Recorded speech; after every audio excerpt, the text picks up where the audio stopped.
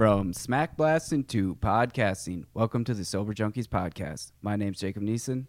And I'm Sam Rad. And today we are speaking with Shane Ray, a.k.a. Naked Cat Burglar, a.k.a. Squirrel. That is correct. Shane Ray here has developed a reputation for himself through his illustrious career of burglarizing veterinary clinics, lifeguard stands, sober living houses, and various other establishments. His addiction has led him to these places time and time again, and ultimately he has served a bit of time in prison as a result. He's currently sitting next to us at the Milwaukee Alano Club. He's had stints of sobriety. He's also had stints of using drugs, including methamphetamine, crack cocaine, and heroin. And currently, I believe he is in a state of mind where he's been off the methamphetamine for quite some time, which seems to render him quite coherent overall. But I believe he is still using crack cocaine and heroin. That is correct, yes. And yeah, I'll just turn it over to Shane now, who's sitting next to us. And he will, I guess, if you just want to give us like 10 minutes on your life, kind of where you're from, when you started using drugs, how you got into burglarizing places, the circumstances under which you got caught, kind of, do you want to be sober? What drugs are you using now? What you did last night. What you did last night. And, Okay. and try to speak into the mic too if you can. All right. Well, I grew up in Phelps, Wisconsin, which is about 5 hours north of Milwaukee, where I am right now. It's northern Wisconsin, next to the UP border. Was raised prominently, like, in a middle-class family, pretty well off. Never had any issues, and, you know, growing up in school, or never was abused, or parents didn't really use drugs or anything like that. I was an only child, pretty much. I wasn't like spoiled or anything. I had to work for my money, and I always had jobs growing up, and I never really was introduced to anything like any drugs or anything that or alcohol till I was like 16 or 15. So it wasn't really around me when I was growing up. Both sides of my family have alcoholism though, so it kind of it plays into my addiction, I think, because I consider myself an alcoholic as well. When I was growing up, I think it was in high school when I first started hanging around with kids that were introducing me to marijuana and drinking. And I remember the first time I got drunk, I got blackout drunk. And like every time I got drunk after that, I got blackout drunk, which was like a warning sign off the bat for me because everyone else was like moderately drinking and I was chugging everything that was put in front of me. And that was like, my friends always, played videos of me, or I always did stupid stuff when I was growing up, and that was kind of like my thing or my character, the way I blended into the society around me and the people around me. And I remember going back to school, and that was like the thing was like what I did last night was what made me feel cool about myself. And I liked being, messed up all the time. In school, like after I started using, I was drunk in school, like all the time after that, smoking weed, popping, whatever, opiates. I got into opiates when I was around 16 too. So that was the first thing I actually really liked was opiates. I remember painkillers were the way I liked to feel. And I remember when I felt that, I wanted to feel that way 24/7. So once I got into that, I started getting to like, when I was 18 or 17, before I went to college, I started burglarizing cabins up in my area, and I remember there was just opiates. Yeah. What gave you this idea? Like, that was kind of like the thing in school. Like, I don't know, everyone knew that there's cabins around and people like had summer homes, so like no one was around in the winter, so it's like, yeah, it's kind of like a free for all. So no everyone at your school just burglarized cabins? Yeah. No, everyone that like people in the drug scene, kind of, that was kind of a thing. I don't know. This is my friends and I got into it. We get drunk and then we thought it was a good idea. So it's just kind of how it played into fact, I guess. But I remember, there's a couple of cabins I got into. We just got massive amounts of painkillers from these elderly people. Hell yeah. And I mean, I remember I was using painkillers like every day for like at least like 90 days. We had like a steady supply of what we wanted. So, and I remember at that point, that like I told myself that this isn't like what I'm going to do the rest of my life. I just like feeling this way, and I'm not addicted to anything, or I can stop whenever I wanted. And then the big factor in my life is I went to college when I moved on to Milwaukee, and I noticed that my anxiety levels increased tenfold. Moving from a rural area to a populated area made me just freak out, kind of. And I was doing a bunch of speed in college and coke, so that probably had something to do with it. Yeah, and I was in art college too, so like I remember I stayed up for like 4 days in a row trying to get these projects done, and then procrastinate the rest of the weekend or the week, or drinking. So I mean, it was hell. It was literally hell trying to get homework done on time, trying to get associate with people when I was crashing off drugs and college. The professors knew something was up, and I ended up getting kicked out of that. It was actually my Milwaukee Institute of Art and Design. I went there for 2 years, but I ended up getting kicked out. So, how long did you make it afterwards? Or no, I mean like how long into the program did you make it? Oh, I made it like 3 months into sophomore year. So. Oh, okay. Yeah, I got some credits behind me and stuff I could still use in the future if I ever want to go back for illustration and drawing. So that's still a big factor in my life too, is drawing. I always draw, even when I'm using. In prison, I always drew. It's just something I do. It's like with me, it's like I have ADHD really bad, so drawing is something I can focus on and not be distracted with. Right. So.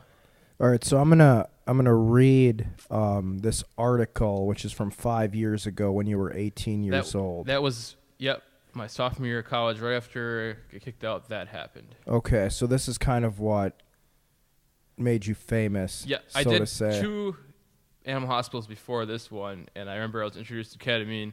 I really don't remember why animal hospitals, like why I thought that was a good idea or anything, but I remember that someone told me that there was ketamine there, and I wanted to try it out, so I ended up breaking into one, and then this happened. Yeah, and I would imagine the cabin burglaries gave you some, I guess, a certain skill set. Yeah, I thought I could get away with whatever. Make it easier. Yeah. Okay, so this is the first time you got caught for a burglary, and this reads, man tries to steal drugs from animal hospital, gets stuck in duct. Yeah. So this is 5 years ago in Milwaukee. Milwaukee police arrested 19-year-old Shane Ray for apparently trying to steal prescription drugs from the small animal hospital on the city's east side on Sunday, September 15th. Officers were able to locate him because he got stuck in one of the building's air conditioning ducts. Police have labeled this case a, quote, stupid criminal story, end quote. Yeah. And it begins with the man on the roof sawing into the ventilation system. Quote, strip down, bare naked, and squeeze into the ventilation shaft with a hammer and a flashlight, presumably one in each hand, end quote, said Captain Aaron Rapp. The suspect told police he was looking for drugs, presumably painkillers and sedatives used to treat sick animals. What he found was a hole. Quote, this 19-year-old suspect then crawled one direction, assuming that he could get down and into the building, was met with resistance in the form of the shaft narrowing, turned around, somehow missed this entry hole, and slid all the way down the shaft to the ground level located behind the building, said, end quote, said Captain Rapp. There, the suspect stayed for 11 hours, stuck in the heating and cooling system. It wasn't until the next morning that hospital staff heard the man shouting inside the duct. The suspect, identified by police as Shane Ray, was not hurt in this incident. He is being charged with attempted burglary. Officials with the animal hospital estimate there was about $5,000 in damage done to the building and ductwork. If convicted, Ray could face up to $12,500 in fines, and 6 years in prison. So I guess just take us into that. And you were naked? Yeah, I was on like probably 12 milligrams of Xanax before this event occurred, so that would explain the stupidity and uncarelessness and the unthoughtful planning of this whole event. I remember I stripped down to my boxers when I was on the roof because when I first entered the ventilation shaft, the screws were snagging on my clothes, so there was no way I was going to be able to climb through it. So I stripped down to my boxers. Apparently, I went the wrong way, and I slid down about 2 stories through this like water slide kind of chute, kind of with screws fucking tearing into my skin the whole way on the way down. I still have huge, massive scars all over me. And then I lay down there for 11 hours bleeding, and I passed out. Actually, I passed out within like, I don't remember when, but I passed out down there and woke up when the AC actually turned on. And when the AC turned on, I started freezing to death because I was like literally like 2 inches away from the main fan, so it was blowing in my face. Talk about a bad wake-up call, but yeah, and that's when I started screaming for help because I was like, if I'm in here for like probably an hour, I'll probably freeze to death and die. So I screamed at the top of my lungs, and thankfully one of the ladies in the bathroom heard me and like thought someone was dying on the roof, I guess. So this is different than the one where they thought it was a squirrel trapped in the vent? No, that was just a rumor. My nickname Squirrel was from a different sober house. Oh, okay. Yeah. That was... I mean, you accomplished your goal 2 times before this, right? At Yeah. the same vet clinic or a different one? Different one, yeah. Was it the same method? Like go through the vent?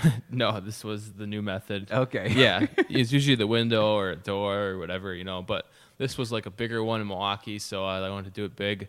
And all or nothing. Yeah, I knew that this one was not going to be easy to get into, so I was like, I got to think of a way to get around the alarms on this one. So, like, was it just too many movies that you watched that made you think this is going to work out? Or, I mean, this seems just, yeah, like it was Xanax, I think, mostly, but Xanny bars, that's what got you. Yeah, that'll do it for me. I get arrested every time I take them. So you went to prison for this one? I went to prison. No, I got drug court for this one, and then they dropped everything else, the fines, everything, and you just. If I completed drug court, this was going to be expunged. When I was in drug court, I was waiting for drug court for 6 months in Milwaukee County House of Corrections, and new charges were picked up when I was there on burglaries that I did up north, because they tested my DNA for this burglary. So a bunch of stuff started coming up and popping up on the DNA record. And Madison was getting all kinds of like hits on, DNA samples for burglaries where blood was left behind, and fingerprints, and so eventually it racked up to like 7 burglaries. Ooh. Yes. And there was an agreement with up north and Milwaukee County where I would have a deferred prosecution agreement with drug court if I completed 2 months of sobriety plus 1 year of drug court in Milwaukee County. All my charges would be expunged, which means they're dropped from my record, and I'd have a clean slate. And when I was on drug court, that's when I first met Sam here at Roots, I believe. And 2014. 2014, yep, good times. And I believe I got kicked out of Roots for breaking into another animal hospital, and I was found. Yeah, you were found in the back of the house with a bottle of ketamine. Yeah, and I was injecting it into my anus. Nice, yeah, that's tight. Not my anus, my gluteus maximus. Yeah, I was gonna say, how does that work? Like, are you? I wasn't boofing it, but no. Did you have a bottle of morphine too, or what? I had a bottle of Dilaudid, man. hydromorphone, and a bunch of Xannies, and some. As one of the people at Roots call it, polar bear tranquilizer, which was like some weird sedative that I had no idea what it would do. It was just in the control cabinet, and I was using it. So then, what happened from there? From there, I got sanctioned numerous times on drug court. Went from sober house to sober house. I went from Roots to Sal's to Safe Place to Fourth Dimension to Manitoba House to Nova. Jesus Christ. And eventually, drug court was like, we've had enough of this. I had like 15 dirty UAs. And Man, they were really lenient. Yeah, Milwaukee drug court's super lenient. And they like were willing to just, not care about 7 burglary charges if you completed it. Yep, they were willing to work that out because they said I was a bright young boy and I had I had an opportunity because I was going to college before that, and they said that I had a chance to go back to college and make something of my life. And the judge was actually really cool on drug court. Gave me a lot of breaks, but I mean, I wasn't ready to quit, and I was overdosing left and right. I think I overdosed 6 times when I was on drug court, like overdosed, or I went to the hospital, or was like out for at least like 10 minutes, not like barely breathing. So, did you want to die? I mean, I'm just curious if it was just like you just wanted to get high. Eventually, that's when I started using heroin too. Was like I started using IV drugs more during drug court. I found that being around all the other addicts, kind of like I found out how to do stuff better. Yeah. So I was like found out how to. I remember the first time I shot up was on my own, and like every time after that, I did it all on my own. But I watched and learned kind of. And did you miss the first time and just have like a big swollen arm? Oh, definitely. Yeah. That seems to be the common thing. Yeah, I didn't have anyone else help me, so it was terrible. And I thought you just stuck the needle in. Like wherever, It's like a TB shot. Yeah, and you just instantly felt it, but no, it wasn't the case, I guess. Yeah, and I started using heroin during this time, and there was a time, I think it was at Safe Place, which is a super ghetto. I don't want to downgrade the place, but yeah, super. I mean, yeah, that's when I wanted to kill myself, when I was at that place. I was just doing heroin in some shitty apartment. What was it called? Safe Place. 29th and Wells, bro. Yeah, on Crack Alley. And, I wanted to kill myself at that time. I remember I was just super, I remember just getting dope sick all the time. And I was driving around in this car with this fat dude, and we were like going to cell phone stores and putting cell phones on my credit and selling the cell phones in the hood for like $300 a piece with like a month service. So, and I was getting like $400 a day doing this. So, I mean, I had a pretty functional habit, or not functional, but I mean, I was getting money and supporting it. I wasn't homeless, but I didn't achieve what I wanted to in my life, and I felt like a piece of shit for just like not doing what I wanted to. My parents were getting divorced this time. I had no friends other than using friends. No girlfriend at the time. I was a total loser. I just couldn't talk to girls. My anxiety was so bad. Didn't know how to associate with people. That was a wreck. And ultimately, you stopped because you went to prison? Yep. No, I got revoked off my drug court, my DPA, and the judge says that we've had enough of this. This has gone too far. You're going to end up overdosing, so we're going to send you to prison for your own good, pretty much. And I was actually grateful that this happened later on when I was in prison and thinking about it, that probably saved my life, that I got revoked. If I would have kept using at this time, this was probably the most reckless time of my life, where I was just using whatever drugs, whenever, as much as I can, and not thinking about overdosing or anything like that. So you went to the joint. Yeah, I went to the big house. Oh shit! You fucking. What house did you go to? I went from Dodge, which is intake, of course, to Kettleman Rain, which is medium. I was there for about a year. Not too bad. It's not as bad as you think it is. Right. Yeah, it's Wisconsin prison system, so it's kind of a cakewalk compared to other states, actually. Really? Yeah, Wisconsin. Even like Portage and...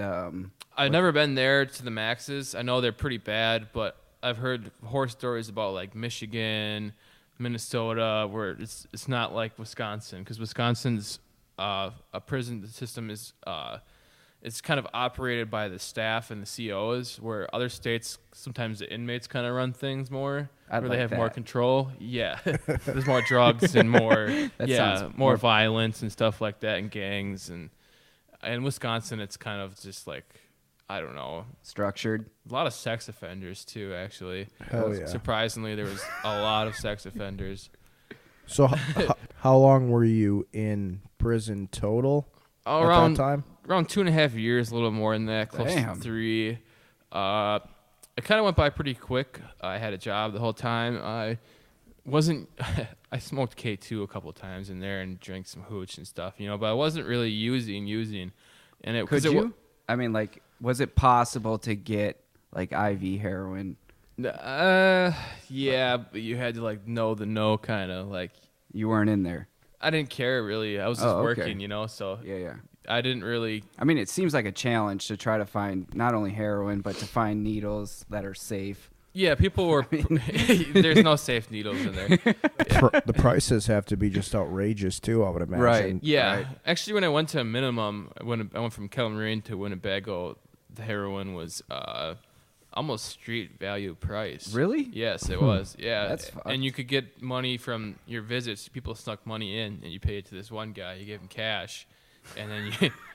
What did he do with all this cash? Like, how? He had a job, a work release job. So he met his girlfriend there and gave her cash. So and it wasn't like a book transaction then. It was actual cash transaction. It was cash transactions. That's in there.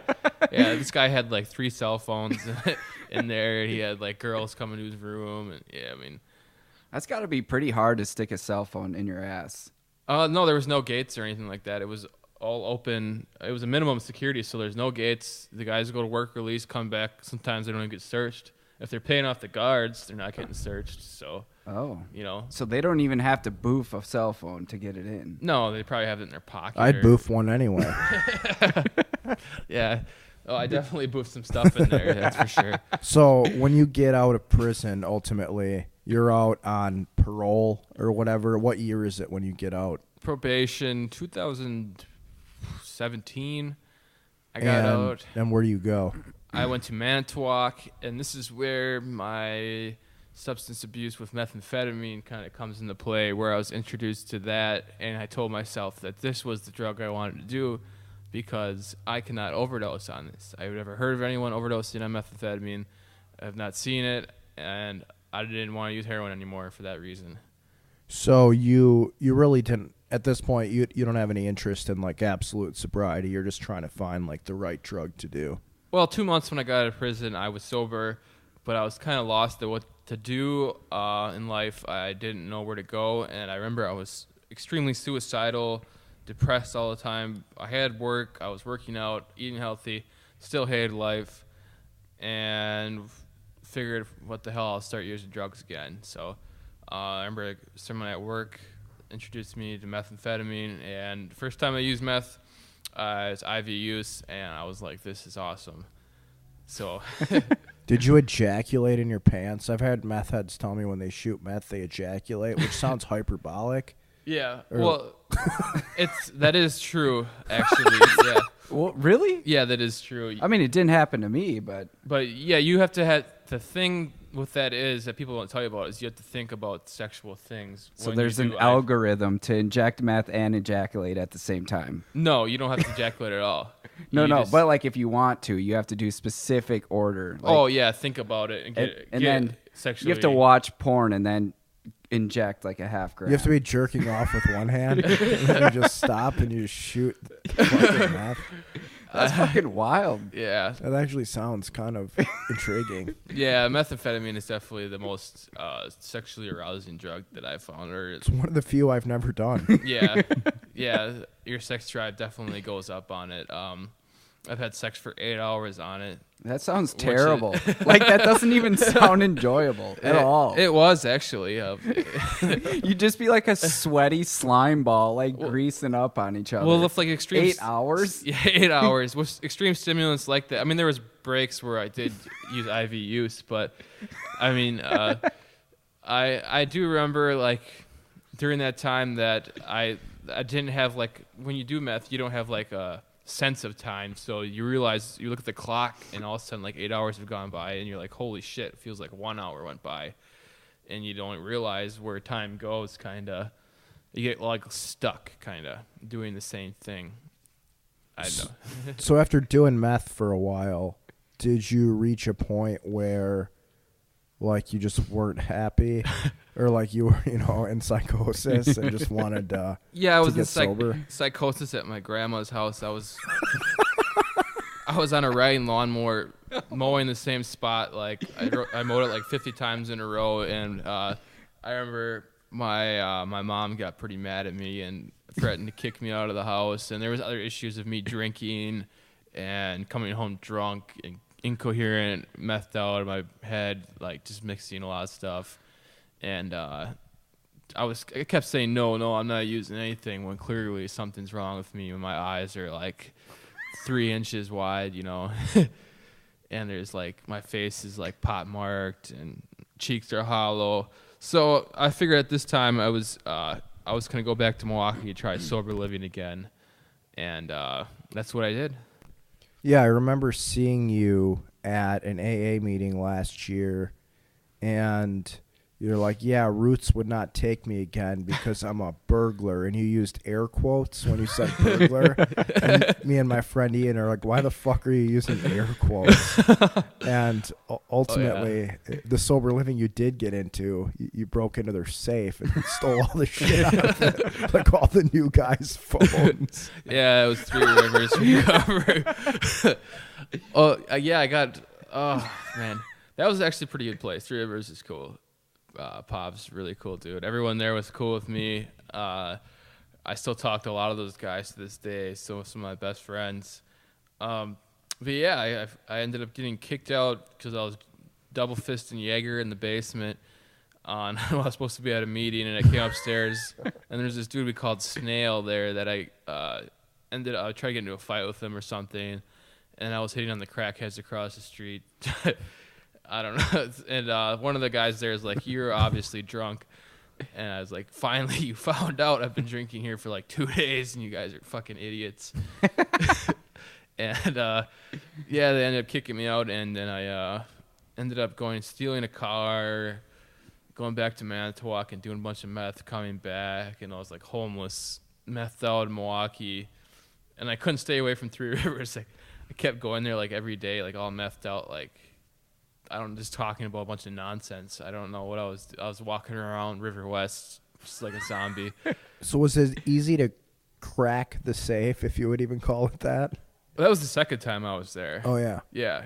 So I went to. Okay, so they let you back in. I went to Rebound, and then Rebound was at another sober house on the north side, and then I'm leaving there and going to Appleton and doing a bunch of meth there.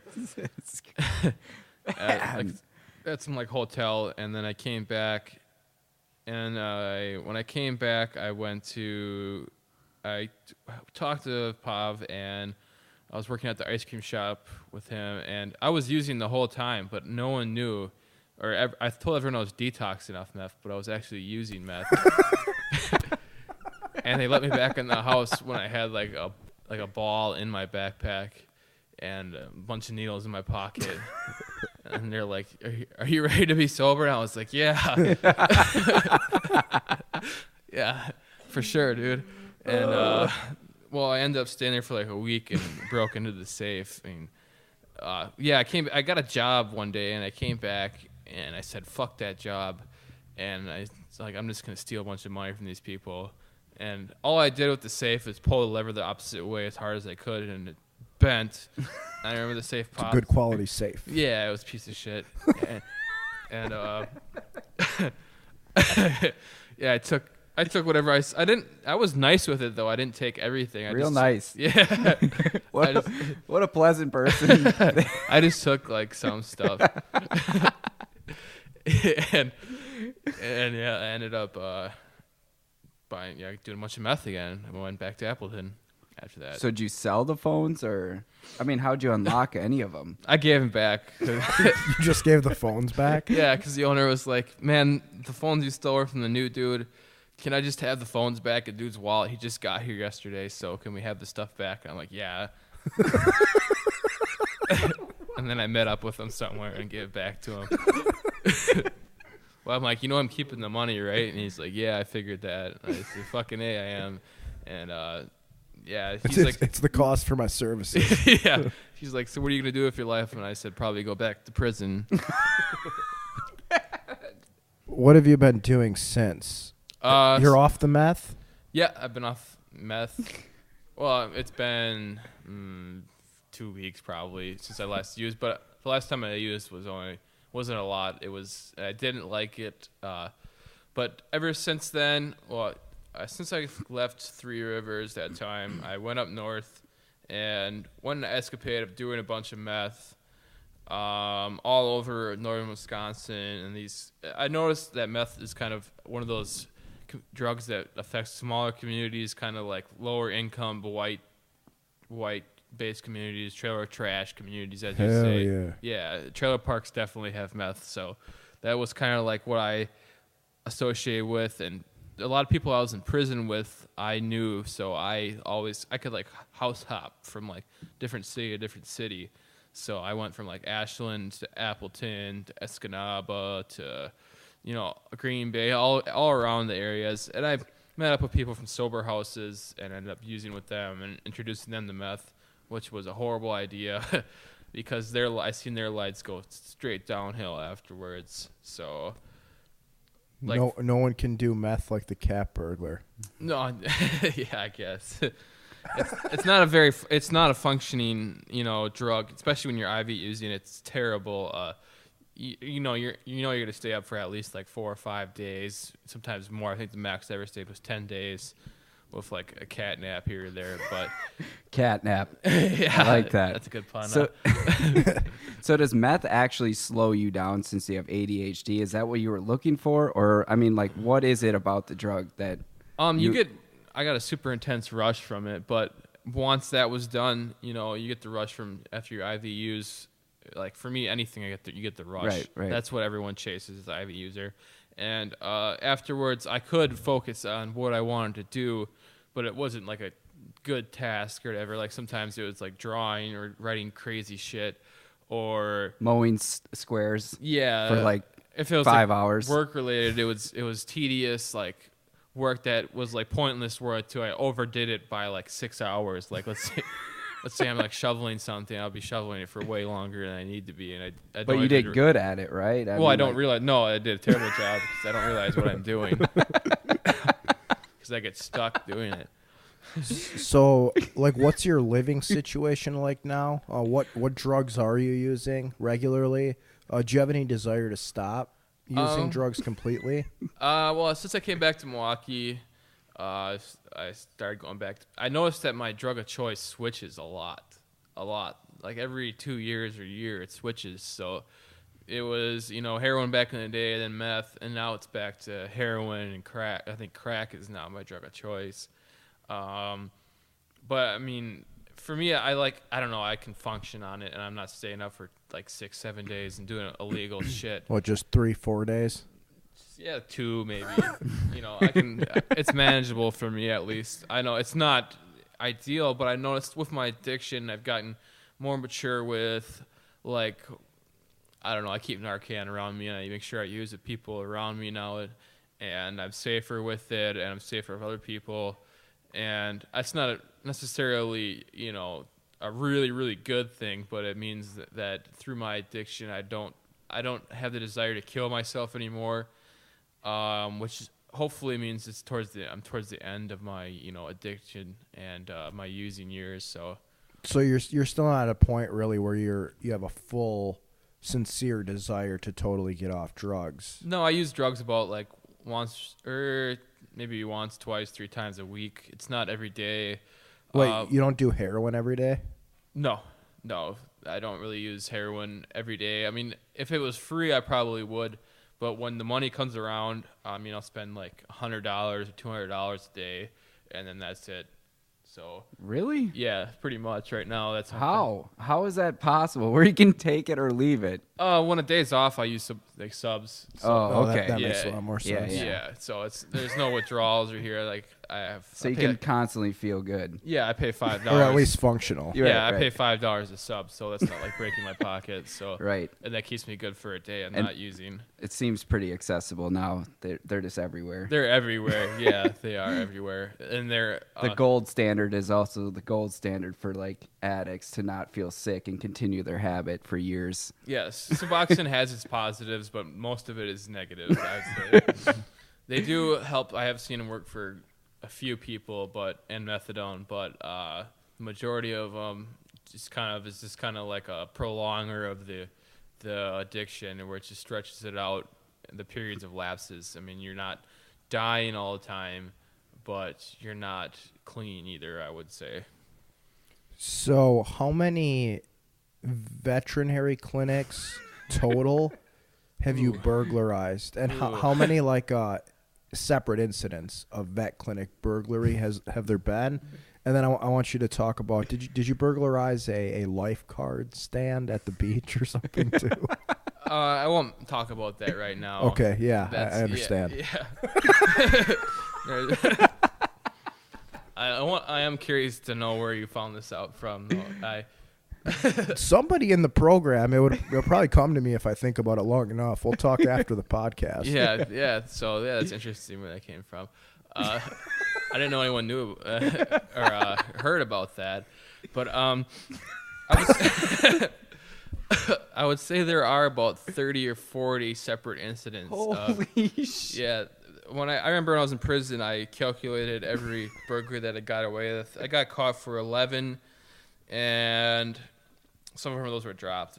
And I think I got away with like close to like 90, and that was in prison. That's not all veterinary clinics. That's houses and business.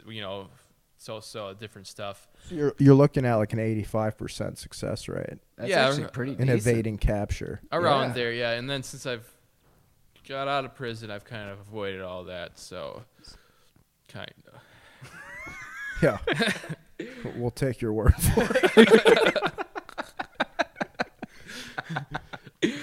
Well, Shane, this has been fun. Yeah. Yeah. We appreciate you being, about as open with us as you can. I think it's insightful for a lot of people. So, yeah, maybe we'll have you back on sometime. For sure. Yeah, hopefully it's a different take on addiction. I Yeah, don't think right. I don't know anyone has the same addiction as me or has been through the same things. It's definitely outrageous in some ways. But, yeah, I noticed with me, I kind of go balls to the wall or do stuff that's, like, crazy. And that was kind of my get-go or my persona for a while there, was try to do that just because I wanted to. And I liked people hearing about it, too.